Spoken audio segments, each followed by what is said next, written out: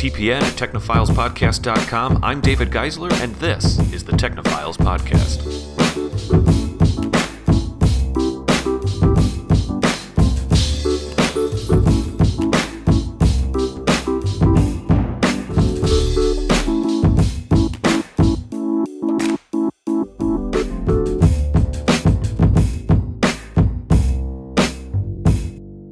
Hey everybody, welcome to the Technophiles Podcast. I am David Geisler, and tonight, Mr. Alex Sheehan is Skyping in from New York again. Alex, how are you? Ooh, you were going for a nice big stretch there as I introduced you. Well, Dave, as you know, it's been a week since our last episode, and I have been playing Donkey Kong Country Freeze nonstop. It is, quite frankly, exhausting. It is a great game. It's a tremendous coincidence that the weather outside is identical to last week's. It is, and I think that's because we only have one season here in New York City, with 3 days of intense heat and the smell of garbage to break it all up. And then just winter? It's sort of a temperate 60 degrees, sometimes windy, sometimes not windy. Okay. So I've been trying to retreat into the tropical freeze wherein I can experience both island culture and freezing temperatures. Fantastic. If I digress into a Donkey Kong-like great ape guttural scream, don't let it alarm you. This is just what happens when you play Donkey Kong Country Freeze that often for a week straight. Very nice. Very nice. Alex, we are not talking about Donkey Kong Country tonight. We are talking about the GDPR. We are going. Yes. We're going to the opposite of fun. So hang on tight. Them, they're law dogs. We're talking about rules and regulations tonight. So this is going to be stellar. Listen, this is actually pretty interesting. So I'm going to have you set it up. I love rules and regulations, as you know, Dave. I quite frankly want to move to Singapore, where the repercussions for breaking the rules are public canings. GDPR is a new law that's going to govern your data online, and it has pretty insane implications for the largest social networks and internet search giants, and really anyone who has users inside of the European Union, which is everyone. During our pre-show, I asked you, I was like, Alex, I am not familiar with this topic. What is going on? And you said, well, it's actually the reason all of your services lately have been giving you new notifications on privacy settings. And I said to you, like, oh, I thought that was backlash from the Facebook stuff. And you said it kind of is. May I ask you to start there and even literally tell me what's going on? Yeah, absolutely. So like you said, everyone who listens to the show or watches the show on YouTube, click subscribe below. You probably have gotten like 100 emails from services you didn't even know you signed up for saying that they're updating their terms and conditions to comply with the new European Union laws. Those European Union laws are the GDPR, the General Data Protection Regulation. Interesting. And what this is it's not so much like a reaction to the recent Cambridge Analytica scandal with Facebook as it is a slow burning, let's say for the past 3 or 4 years, drive by the European Union, namely countries like France and Germany and Great Britain, to protect users' privacy and data with companies like Microsoft and Google and Facebook. Now, the Facebook stuff probably accelerated this a little bit. The law is going to go into effect May 25th. And sister laws, hopefully in other countries like the United States, could come into effect after that. Now, who knows how long it'll take with these clowns in Washington? Am I right, Dave? Okay. But it doesn't matter in a way because what is the law? I'm so sorry. What is it all? Good point. So you may be familiar with laws like the right to be forgotten, which is might have been a French law, might have been Great Britain, but it was filed, I think, against Microsoft, wherein it states that a user has a right to be able to delete their data online. Dude, we talked about this on Technophiles years ago. Well, this is sort of an extension to that, and it sort of gives that law teeth. What it states is there's now a series of laws that are going to govern what data is used for and how transparent companies are going to be with that data, right? So let's start with the what, right? So there's a couple rules, right? And it's fair to talk about this in the sense that there's like three major types of people involved, people or companies, right? There are data controllers, and that's going to be companies like Facebook and Google and Microsoft. There's going to be data processors, which are going to be companies like Cambridge Analytica was for Facebook. And there's going to be data protection agencies, and those are going to be generally government-appointed regulatory bodies that can control like the audits of how this data is handled and the penalties that can be incurred by breaches or by whatever. So the idea here is that it's sort of privacy by design. And what that means in broad strokes is that if any of these controllers wants to use personal data, and by personal data, I mean any information about a user who has been identified, that can be like my social profile on Facebook identifies me, or the data can identify someone, then there has to be a stated purpose for the use of that data. And there can't be like, we collect large swaths of data because we may do experiments on some new product later down the line. It has to be explicitly stated. We're doing it for this reason. We're doing it for this reason. And further, some of the more sensitive bits of data, the platform, the controller, will have to explicitly ask your permission to use it. So we're talking things like religious and political affiliations, sexual orientation, things like that are of a more personal nature are going to have to get like, it's similar to what you get on your iPhone or your Android phone, where it's like, do you give this app permission to use the camera? You would have to click, use the camera, know your location, that kind of stuff. Yeah, sure. Absolutely right. So it's interesting. And I remember when GPS was really getting introduced to like the iPhone 3G, a lot of times initially there wasn't as much of that blatant asking right off the bat, and pretty quickly all the companies transitioned into this asking, and certainly Technophiles was around back then, and we spoke to the point of like we were saying, oh my gosh, it's gonna be so annoying every time you turn around, there's gonna be windows coming up asking you permission, and you know 6 years later I don't think I mind or care, not even a little bit as a user. Well, I think that as a quirk of that being enforced on the platform level, all of these apps who have entire user experience teams building these products, they've designed it into the application, right? Like, so the whole reason that Instagram got successful, for instance, is that you can download the app and take really, really good looking photographs and share them with your friends in 2 taps. This adds 1 tap to that, and it's done in a way that is as unobtrusive as you possibly can be. So I think that the apps have done a really good job at just baking that into the user experience design, and no one notices it, right? So that's, I think that like this is sort of an analog for that, is the various EU country governments are going to be enforcing that all these apps sort of have this privacy by default. Interesting. Or at least like some notion of privacy enters a user's mind when they start using these platforms. Okay. There's about 15, if we're counting Great Britain because of Brexit, there's 15 member nations that will be governed by this, including Great Britain.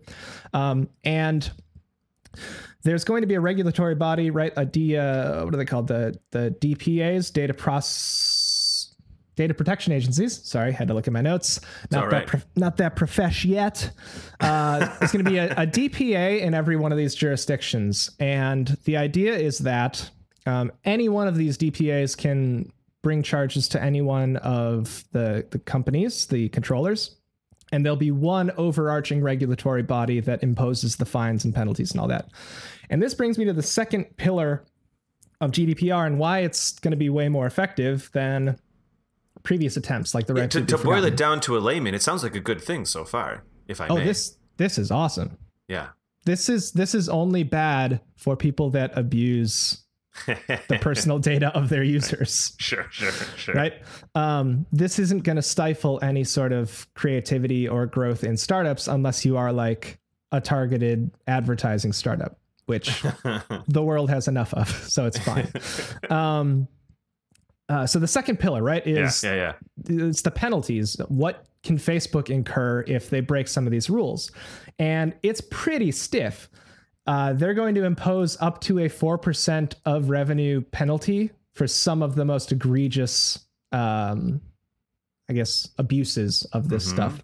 And like, it's going to take probably years of lawsuits and legislation to really nail down what counts as that type of penalty. Okay. But if you think of 4% of a $1 billion company like Facebook, a multi-billion dollar company like Facebook, that's a huge amount of money that they're going to have to pay up to, I don't know, Ireland. Right. Now, speaking of Facebook, they're already up to some shenanigans for lack of... Facebook is? Go figure. They've already stated that they only come under the jurisdiction of one of the EU countries, and I think it's Ireland, where they happen to have offices and employ a bunch of Irish people. So the guess, which I don't think it's much, like, I don't think it's a very short limb to go out on, is that since Facebook employs so many people in Ireland, that Ireland might give them a break on some of the abuses. But a lot of people familiar with the law as it's written today and as it moves forward kind of think that that's going to be short-lived, and that this overarching regulatory body is going to be the one that has the real power to impose the fines and audit the processes at Facebook, which I think is great. Now, another cool part of this is it doesn't just apply to countries or to companies operating. Sorry, this doesn't just apply to data. Okay. All right. In the EU. This applies to data across borders as well. I was kind of wondering. Yeah, if you remember back to the Microsoft thing, and I don't really, so I might have some of this wrong, but basically Microsoft was saying that data in storage that exists in the UK is not at risk for any sort of subpoena or anything like, or any sort of regulation in the US, because that data, the bits live physically. The hard drive is in a different across the border. Exactly right. Interesting. That doesn't really apply here. If you have any users in the UK or in Poland or Ireland or whatever, since this is like a huge network of users, let's take Facebook for example, because why not? You're bound to have someone in your network somewhere in one of these countries that gets regulated. So pretty much every user of Facebook is going to be covered by these laws, hopefully.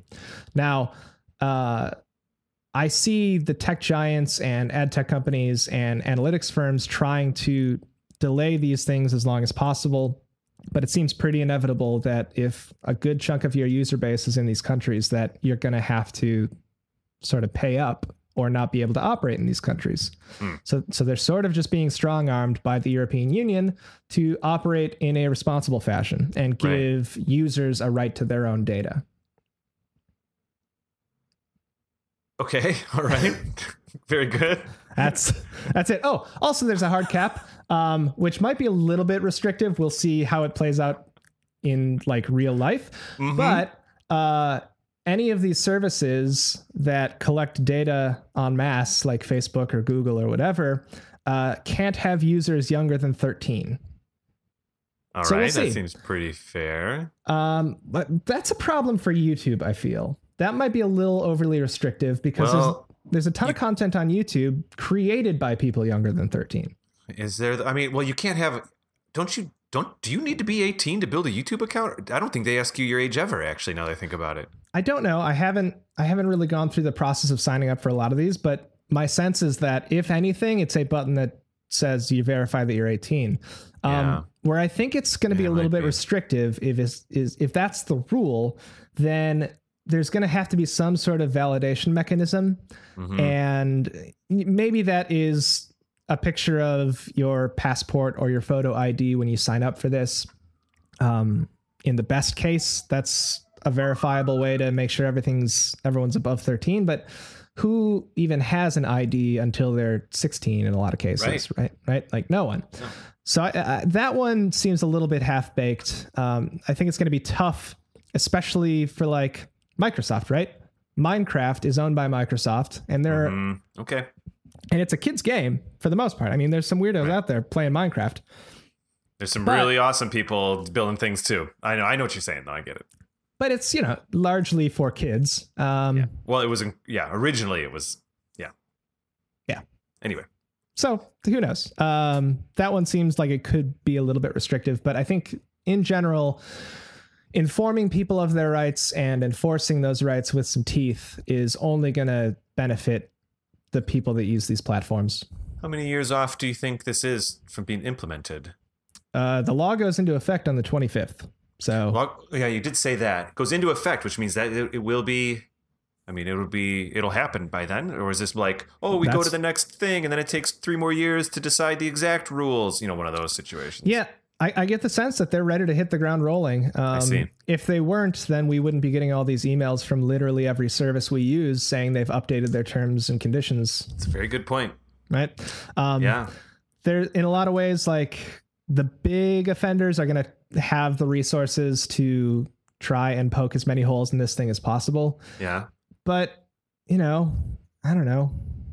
Who has the time if you're not Facebook or Google? How will it affect the casual user?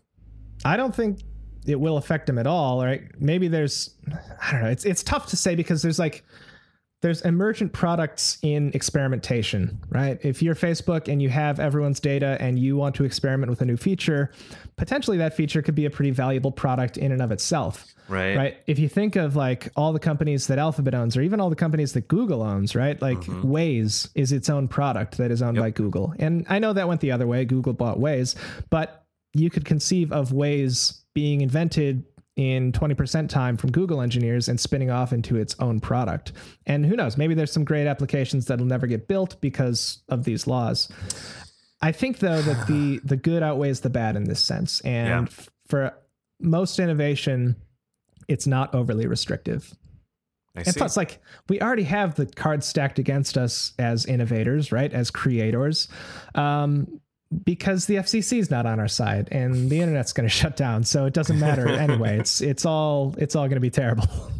Awesome. On that note, Alex, that is interesting. And we'll have to keep an eye on this. I'm very curious about it now. But one thing that I wonder about is what types of products are going to be able to compete with Facebook and Google now that Google and Facebook have to play by a certain set of rules that is aimed at them in a way that like the spirit of it is to stop data monopolies. Yeah. And you're onto something because Google and Facebook's business is data. Absolutely. Right. Google's entirely is data. Yep. Facebook is a lot of data, and like they and then maybe they'll ways. sell you some things. But anyway, they'll sell you some things. So will Google, but Google isn't as propaganda-y as Facebook can be. So in a lot of ways, like maybe that means that another 10 social networks can crop up where users can monetize their own information, or like interesting companies will be able to start that are, for better or worse, co-ops that the employees own, right? So you get to experiment with not only new products and new social networks, but you get to experiment with how these companies are structured and what they're built on. I'm talking blockchain, Dave. There it is. Like think of if Twitter were wholly owned by all of its employees equally, and if it were a continuous public ledger of information, how much better of a Twitter that would be. You wouldn't have to satisfy board members. You wouldn't have to worry about turning obscene profits. It'd be like everyone, it would be like a cooperative grocery store. Interesting. Yeah. A little more democratic, a little more geared toward the needs of the users, because then everyone from product to engineering to C-level executives and board members are all incentivized in the same way to make really great, valuable things. Very interesting. Another step in the staircase here. Yeah, I think so. Alex, if people want to further their conversation with you, what would be the best way that they could reach out to you personally? Personally, Dave, I've got 2 ways. Yeah. 2 ways. 1, Twitter. You can find me right there on Twitter at Works on My Machine. If you put an O in Works, you're not gonna find me. It's not gonna happen. Even gonna find me. Second way, Dave. I have 3 ways, Dave. Second of 3 ways. Instagram. I don't know if that's great for direct communication. You might just find pictures of my dog. Who knows? Same username. Let's go over it again, Dave. At works on my machine. No O. Don't put an O in there. Third way. You want to talk offline? You want to talk offline and then have me upload it to the internet afterwards? Are you inviting people to... Oh, you email me directly, friend. Alex, period, M as in Michael, period, Sheehan, Sheehan, at gmail.com. You start a conversation with me, it's going to be public later. So get ready. Sounds good. Dave. Sounds good, Alex. If I wanted to start a conversation with you outside of the recording studios, I think the best way to do it is probably Twitter, which you people can find me on Twitter at Raptor Paint. They can also tweet the show at Technophiles Pod, or find us on Instagram at Technophiles_podcast. And go to our actual website, technophilespodcast.com, where you can find links to our YouTube page, so you can watch our shows if you're listening to them right now. If you're watching our show, you can go to our iTunes page and listen to the shows. It's really just quite exciting. So exciting, so easy. How could you not? All right, Alex. Crazy. All right, so I'm going to see you in a couple weeks. So I think we're going to take a week off here or so. And any we'll see idea what what's we're to come. talking about after that? No, not I don't. Hopefully something cool. Well, technically, this is the end of our first half of our season 10. Oh, man. This is our season 10 finale. This is the send-off. And then we'll come back in a couple weeks with the second half of season 10. 10B, as they say in the biz. And then keep on going. Keep on trucking. Did we update our data retention policy? No, not yet. Okay, well, we might be in prison, and catch us on a special prison episode of Technophiles, wherein we describe how painful it was to sign over all of our liquid assets to the Irish government. Sounds good. All right, Alex, until then, I guess I'll see you around. Yeah, we'll see you. All right, cool.